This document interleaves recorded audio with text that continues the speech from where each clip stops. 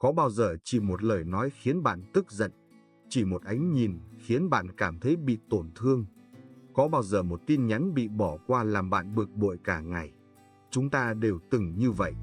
Nhưng sự thật là không ai có thể khiến bạn giận dữ trừ khi bạn cho phép họ làm thế.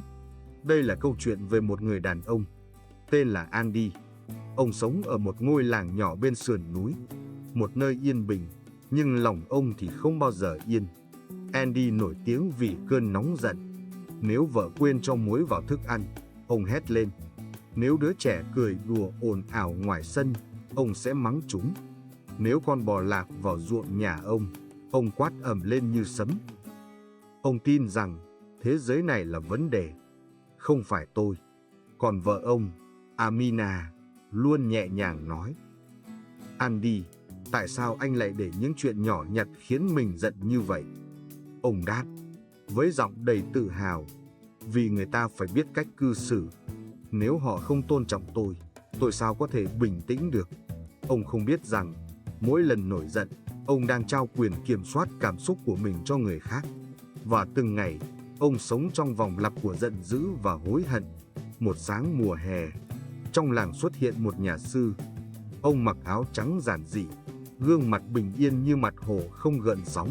Người làng nói. Ông ấy nói rất ít, nhưng lời nào cũng chạm vào tim người nghe. Amina nhìn chồng và nói: Andy, anh hãy đến gặp nhà sư đó đi.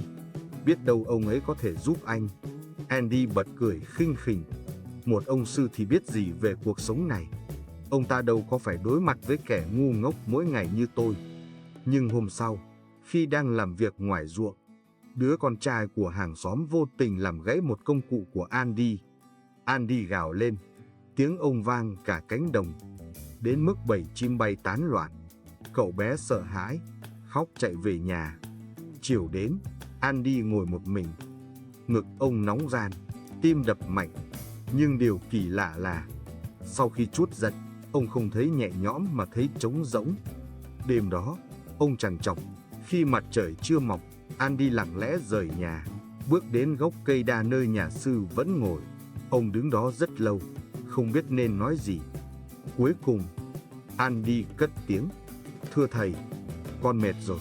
Người ta khiến con phát điên, và con không thể kiểm soát bản thân nữa. Nhà sư mở mắt, mỉm cười. Ngồi xuống đi, bạn của ta. Nhà sư hỏi. Khi ai đó khiến anh tức giận, cảm xúc đó ở lại bao lâu? Andy nghĩ một lúc rồi đáp: Có khi 1 giờ, có khi cả ngày. Nhà sư hỏi tiếp: Và khi cơn giận qua đi, anh cảm thấy thế nào? Andy thở dài: Trống rỗng, buồn và kiệt sức. Nhà sư gật đầu: Đúng vậy, vì cơn giận đốt cháy chính người cầm nó, chứ không làm tổn thương ai khác. Ông nhặt một cốc nước, giơ lên và nói: Nhìn xem, nước trong và tĩnh, nhưng nếu ta lắc mạnh, anh còn thấy hình mình trong đó không? Andy nhìn, lắc đầu. Tâm trí anh cũng như vậy. Khi bị khuấy động bởi giận dữ, anh không thể thấy sự thật. Chỉ khi nó lắng xuống, sự sáng suốt mới xuất hiện. Andy im lặng. Trong lòng, một điều gì đó nhỏ bé bắt đầu thay đổi. Hôm sau, nhà sư dạy Andy một bài học mới. Ông nói: Hãy mang đến đây một nồi nước và một nắm cát. Andy làm theo. Bây giờ, đun sôi nước. Khi nước bắt đầu sôi, ông hỏi: Anh có thể chạm vào nó không? Andy lắc đầu: Không thể. Quá nóng. Nhà sư mỉm cười. Đó là cơn giận. Khi cảm xúc sôi sục, anh không thể chạm đến sự bình an. Ông thả nắm cát vào nồi. Và đây là tâm trí khi anh phản ứng. Nước đục ngầu. Một lúc sau, ông rót nước ra chén. Khi cát lắng xuống, nước trở nên trong vắt. Đó là khi anh ngừng phản ứng. Khi anh quan sát thay vì nổi nóng, tâm trí sẽ trở lại trong trẻo, và anh sẽ nhìn thấy mọi việc rõ ràng hơn. Andy nhìn chén nước, và lần đầu tiên, ông hiểu. Suốt bao năm qua, ông chỉ đang tự đun sôi tâm mình.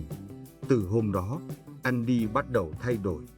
Khi ai đó xúc phạm, ông hít sâu. Khi có người lừa dối, ông mỉm cười. Lúc đầu thật khó. Những thói quen cũ như ngọn lửa luôn muốn bùng lên. Một buổi chiều, ở chợ, Một thương nhân cố gắng lừa ông. Máu trong người Andy sôi lên. Ông suýt hét, nhưng rồi nhớ lời thầy. Đừng bắt lấy bùn, hãy bước sang bên. Ông chỉ nói nhẹ, tôi sẽ mua của người trung thực hơn. Ông quay lưng, và trong lòng cảm thấy một sự bình an lạ thường. Đêm đó, Andy ngủ ngon như một đứa trẻ. Nhưng thử thách lớn nhất vẫn chưa đến. Một sáng nọ, vài thanh niên trong làng cười cợt ông. Nhìn kìa, người từng nổi điên dở dả làm thánh. Ông thấy tim mình nóng lên, tay nắm chặt, hơi thở gấp. Trong đầu, giọng nói cũ vang lên. Họ dám chế nhạo ngươi, Andy, đáp trả đi. Nhưng rồi ông nghe lại giọng thầy. Khi anh phản ứng, anh trao quyền cho người khác. Andy dừng lại, mỉm cười và nói, các cậu nói đúng. Tôi từng rất giận, nhưng bây giờ tôi đang học cách khác. Cả nhóm im lặng, không ai nói thêm điều gì, vì bình an khiến họ bối rối hơn bất kỳ cơn giận nào.